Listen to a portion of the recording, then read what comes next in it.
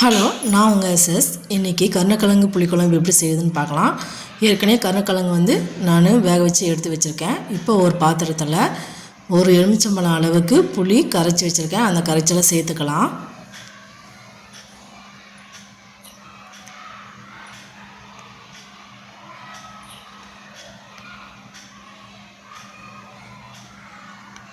மூணு தக்காளி வெட்டி வச்சுருக்கேன், அதையும் சேர்த்துக்கலாம். சின்ன வெங்காயம் பொடியாக ஒரு 5 வெங்காயம் வெட்டி வச்சுருக்கேன், அதையும் சேர்த்துக்கலாம்.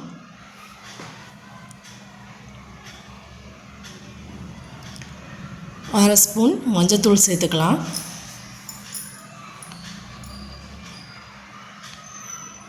குழம்பு மிளகாத்தூள் 3 ஸ்பூன் சேர்த்துருக்கேன். இது வீட்டில் அரைச்சது. உங்களுக்கு காரத்துக்கு ஏற்றாப்படி நீங்கள் சேர்த்துக்கோங்க.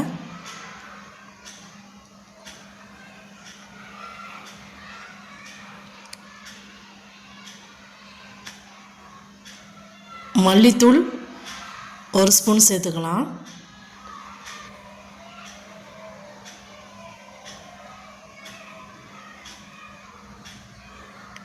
பெருஞ்சீரகம் 1 ஸ்பூன் சேர்த்துக்கலாம். சேர்த்துட்டு ஒரு தடவை நல்லா கலந்து விடுங்க. உப்பு தேவையான அளவு சேர்த்துக்கோங்க.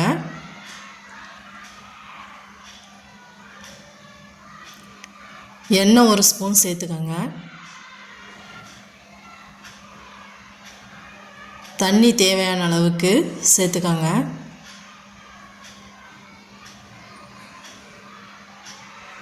அது அடுப்பில் வேகட்டும்.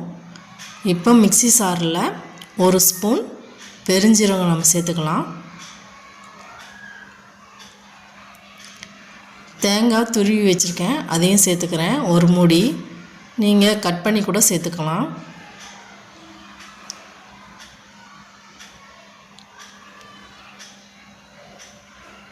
அரைச்சாச்சு. ஓரளவுக்கு அரைச்சிட்டு வந்ததுக்கப்புறம் சின்ன வெங்காயம் ஒரு 300 கிராம் உரித்து வச்சுருக்கேன், அதையும் சேர்த்துக்கலாம். நம்ம வதக்கி சேர்க்குறத விட இந்த அரைச்சி சேர்க்குறதுனால நல்ல ஒரு மனம் கிடைக்கும், ஹெல்த்தும் கூட.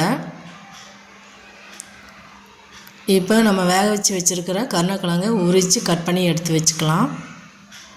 உரிச்சாச்சு, கட் பண்ணிட்டேன். அது குழம்பு நல்லா கொதிக்குது பாருங்கள், அதில் ஆட் பண்ணிக்கலாம்.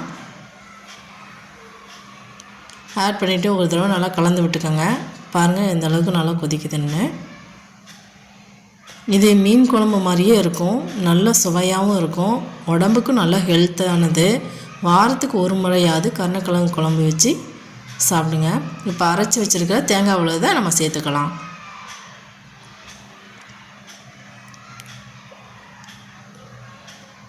மிக்ஸி ஜாரில் இன்னும் கொஞ்சம் தண்ணி ஊற்றி அதை கலக்கி அதையும் ஊற்றிக்கலாம்.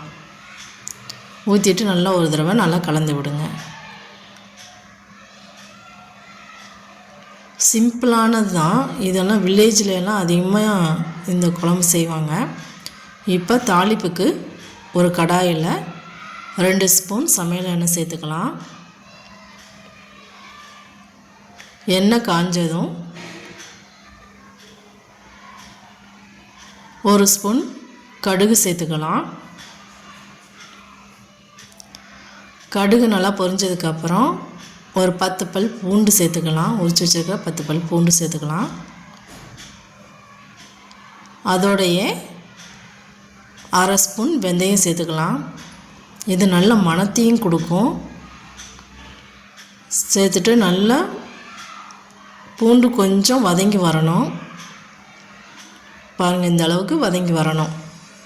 வந்ததுக்கப்புறமா நம்ம வெங்காயம் சேர்த்துக்கலாம். இந்த அளவுக்கு வதங்கி வரணும்.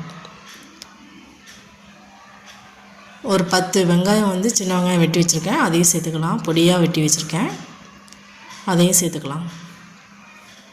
சேர்த்துட்டு நல்லா ஒரு தடவை கலந்து விடுங்க.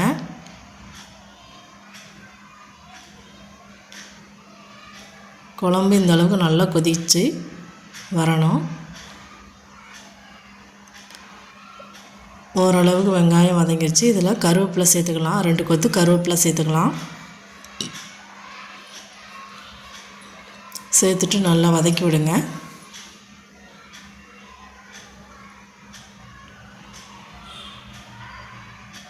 அவ்வளோதாங்க, தாளிப்பும் ரெடி ஆயிடுச்சு. இது சூப்பரான ஒரு ரெசிபி, ஹெல்த்தியானதும் கூட. இது வாரத்துக்கு ஒரு தடவையாவது இந்த மாதிரி ரெசிபி செஞ்சு சாப்பிடுங்க.